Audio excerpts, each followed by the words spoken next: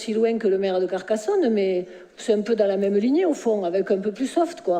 Et contrairement à vous, j'en profite pour le dire aux gens qui nous écoutent là et là, moi je vous laisse parler. Et je ne dis pas, comme vous avez dit à M. Baudry à la région, maintenant vous pouvez brailler M. Baudry. Ça, c'est votre méthode de gaucho. Ce qu'on vous demande aujourd'hui, c'est donc de retirer cette incitation obligation, ce que vous ne ferez pas. Et je pense que vous n'en justifierez même pas. La gauche est perturbée parce qu'on va demander, pas une obligation, une incitation, à des associations qui touchent de l'argent public de bien vouloir venir honorer les morts pour la France. De l'incompréhension aussi face à cette drôle de mesure qui date de 2024, où vous conditionnez les aides aux associations à la participation, comme ça a été dit, à des commémorations et des initiatives diverses, et même au-delà, à des initiatives de la ville. Alors, cette incitation à une forme d'allégeance est pour le moins préoccupante. Elle n'est en rien prévue ni dans la charte de la laïcité de la ville, ni dans le contrat d'engagement républicain. Quelle est cette obligation qui porte atteinte à l'indépendance qui est à respecter des associations, parce que même si elles sont aidées, et heureusement, parce que sinon le tissu associatif se désagrégerait à la vitesse grand V, en aucune manière elles n'ont à avoir ce type de contraintes. Monsieur, le ballon, si tu y arrives.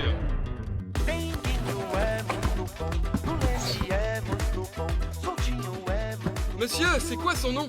Ronaldinho. Mais non, la chaussure.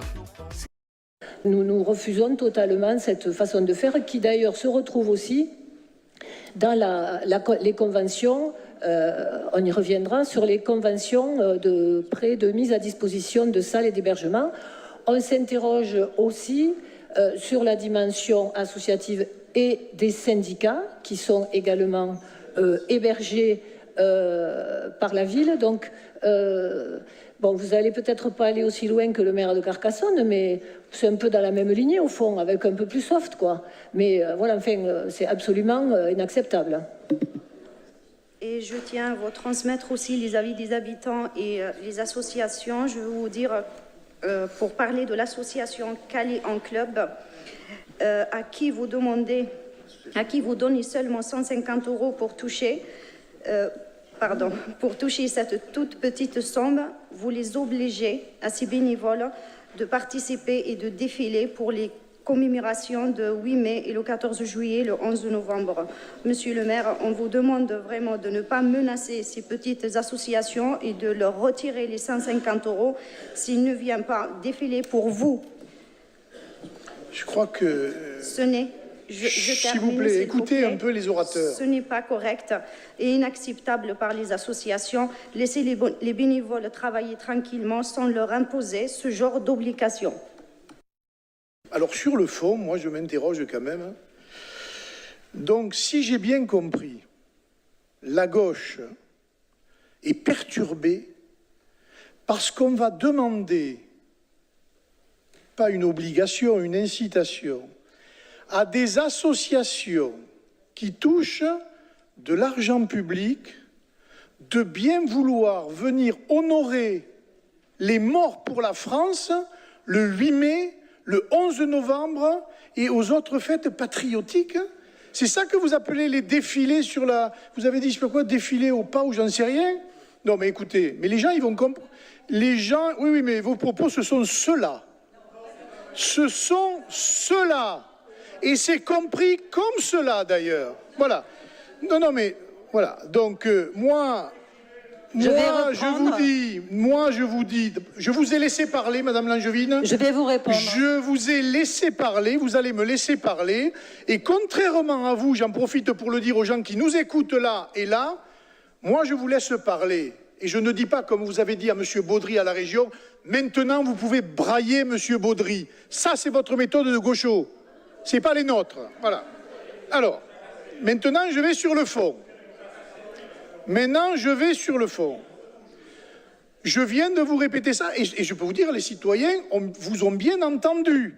il n'y a pas de conditionnement. En revanche, et je trouve normal, le président de l'USAP, par exemple, tous les 11 novembre, parce que la ville est un partenaire qui met beaucoup d'argent, eh bien, participe à la, comment on appelle ça, à la cérémonie en l'honneur d'Aimé Giral. Voilà, président d'un club, il s'associe, voilà, à une commémoration.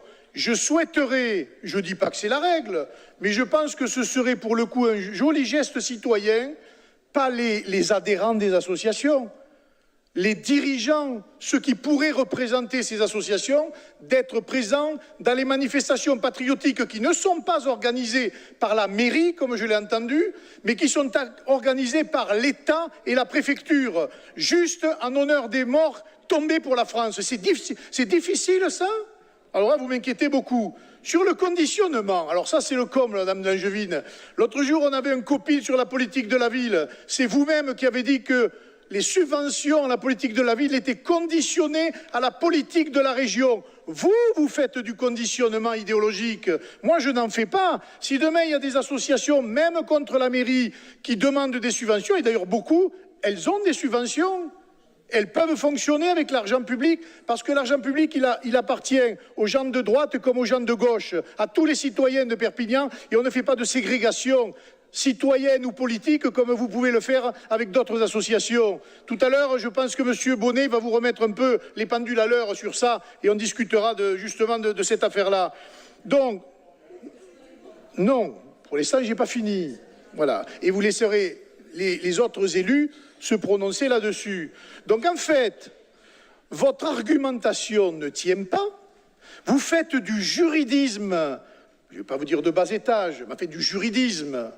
Car je vous signale qu'il y a quand même là aussi, je ne vais pas revenir moi sur des jurisprudences, Toulon 2022, c'est pas le Front National ni le Rassemblement National, c'est le LR, a conditionné les subventions, non, Toulon, a conditionné les subventions et le tribunal a donné raison. Voilà, la vérité c'est ça. Alors moi je ne conditionne pas, j'incite les gens à respecter les cérémonies patriotiques. Je vais vous dire, la gauche a quand même méchamment évolué vers un sens qui n'est pas le bon. Moi je me souviens, dans le village où j'étais bambin, eh bien les professeurs qui étaient plutôt socialistes et du Parti socialiste, etc., nous amenaient à chaque fête patriotique devant le monument aux morts, honorer les morts. Ça posait de problème à personne. Tous les présidents d'associations étaient là. Tous ceux qui avaient un rôle dans la cité étaient là. Et vous allez vous battre aujourd'hui pour faire croire aux gens qu'on veut conditionner l'octroi de subventions parce qu'ils n'iraient pas aux cérémonies patriotiques, mais on est un pays de liberté, on fait ce qu'on veut. Mais je remarque que la gauche aujourd'hui, eh bien, elle est pire que l'extrême gauche. Et ça ne m'étonne pas, vous vous rejoignez. Voilà. Tout le monde parle finalement sur ça. Allez-y, Monsieur Blanc, vous allez dire la même chose que vos collègues. Merci, Monsieur le maire. Ah, Monsieur Nogueira est silencieux, ce qui est déjà un effort. Merci, Monsieur le maire. Le débat sur ce point a déjà commencé sur les réseaux sociaux, j'en prends acte. Et dans votre post Facebook de ce matin, vous disiez que la légalité de cette mesure, vous la qualifiez d'incitative. Vous dites qu'elle a été pourtant reconnue et appliquée avec succès ailleurs qu'à Perpignan. Moi, c'est l'expression mesure incitative qui a retenu mon attention. Le règlement d'attribution que vous nous présentez, il est là pour fixer un certain nombre de règles et éviter, c'est ça son but principal, c'est éviter l'arbitraire dans les attributions de subventions.